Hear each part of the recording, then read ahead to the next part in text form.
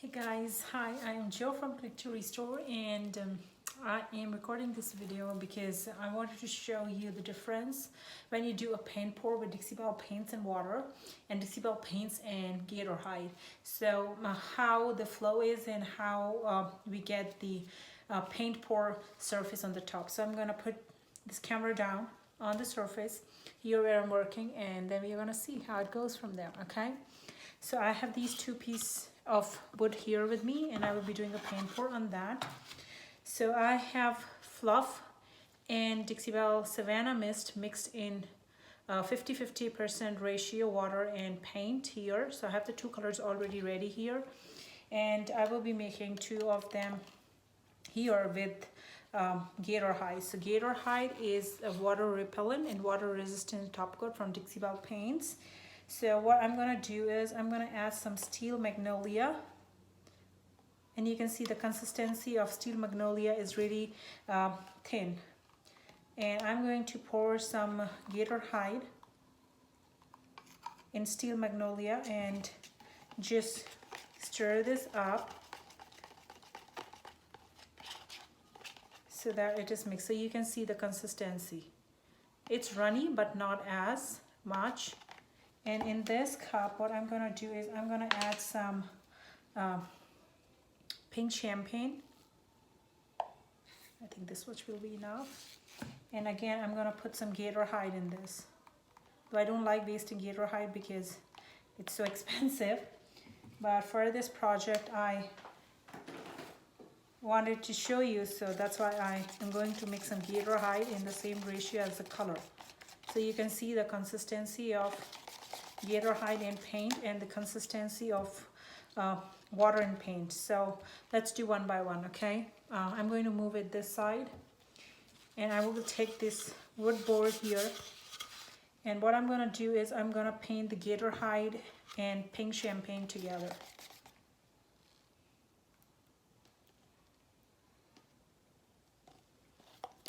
And in this I'm going to put the steel magnolia. And now I'm gonna move this around to create the drippy finish.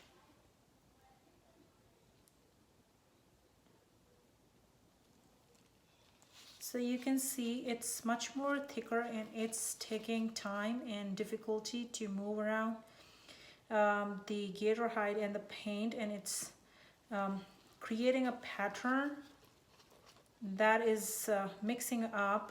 And so if you didn't pour a lot of paint on your furniture, then this is what you're gonna get.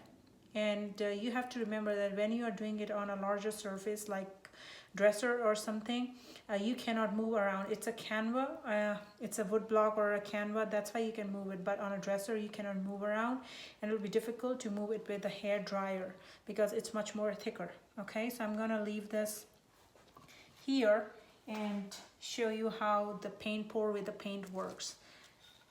So here is my another board, and I'm gonna put some fluff and a little bit of steel magnolia.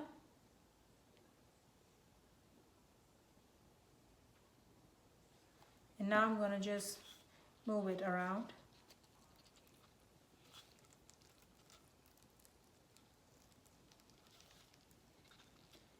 As you can see, it's much faster, and it creates a pattern like this, which is more like marble. Now the thing is, you can move it around more because it's liquidy, so it will move much more faster and still create the pattern. Do you see it's still creating that pattern because it's runny, and it's easier to move this around compared to the gator hide and paint. Now the thing is, because it's thick, it will take much more time to dry, and the layer is thicker.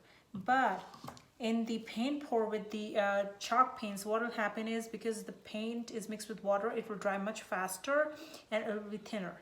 You see?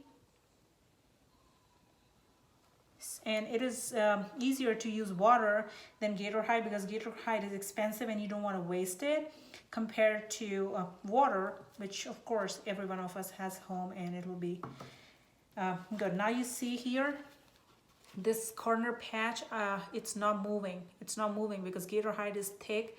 And now what will you do? You will put your finger here and move it, but you can see it's really thick here and it can leave that mark, a higher end edge on the edge, and you don't want that on your furniture, right?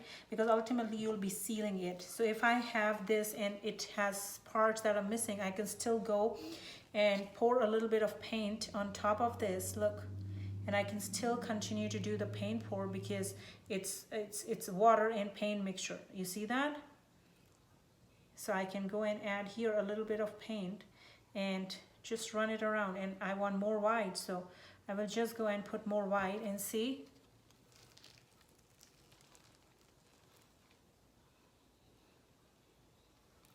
And if I don't want, I can just leave here and you can see the pattern. So this is why I prefer water over gator hide, because it's more forgiving and much more easier to work with water and paint compared to water and gator hide.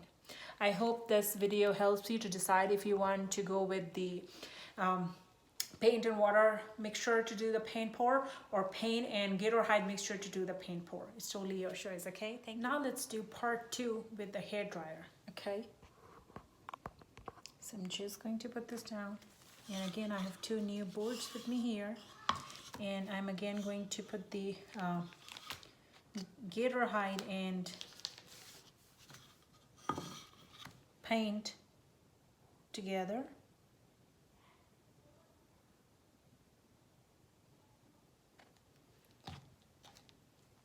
And this is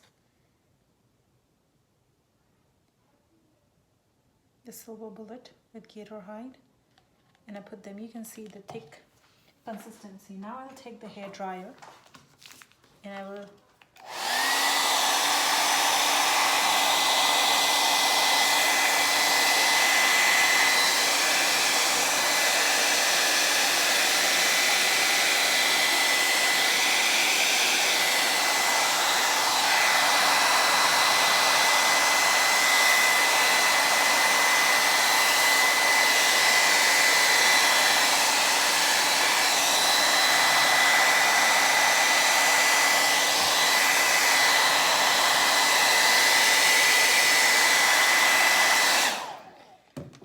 So you see, when you put the gator hide and you put the hair dryer on, you can see the shrinks that is already started to dry, because the gator hide really dries faster.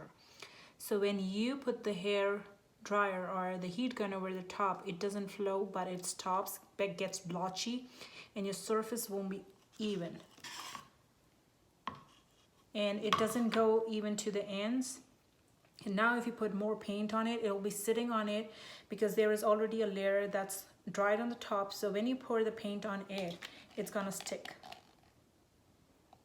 See, I can show you. See, it's gonna stick right away. And if I put the blow dryer on this,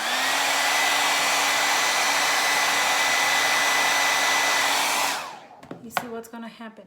It's all gonna get mushy and thick, and you spoil your paint pours. So I know, because I got a few messages of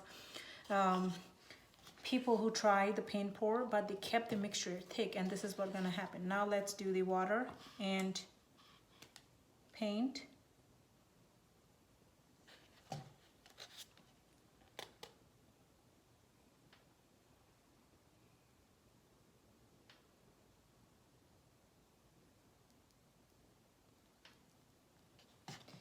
Okay, so I put some white here just to create a pattern. And now I will use the hair dryer.